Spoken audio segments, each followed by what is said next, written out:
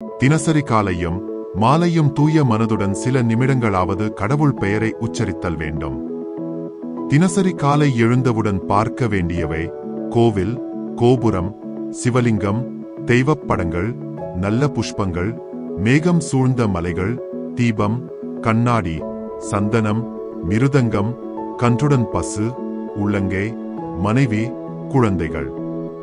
நம் வீட்டின் கிழக்கு பக்கம் துளசி செடி, வேப்ப மரம் இருக்க வேண்டும். அதனால் எந்தவித நோயும் வராது.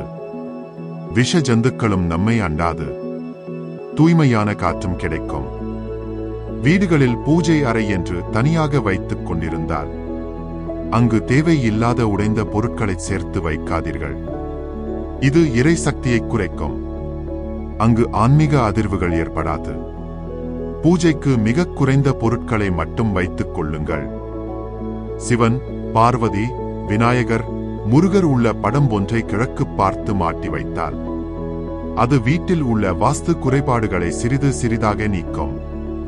செவ்வாய், வெள்ளி ஆகிய தினங்களில் பூஜை அறையை தண்ணீர் ஊற்றிக் கழுவ வேண்டும். மார்பிள், கிரானைட் தரைகளாக இருந்தால் ஈரத்துணியால் துடைக்க வேண்டும். அமாவாசை, பௌர்ணமி, வருடப்பிறப்பு போன்ற பண்டிகை நாட்களுக்கு முதல் நாளும் இவ்வாறு செய்ய வேண்டும். நமது வலது உள்ளங்கையில் மகாலட்சுமி இருப்பதால் காலை எழுந்தவுடன் வலது உள்ளங்கையை பார்க்க வேண்டும். இது துவாதசன தரிசனம் எனப்படும்.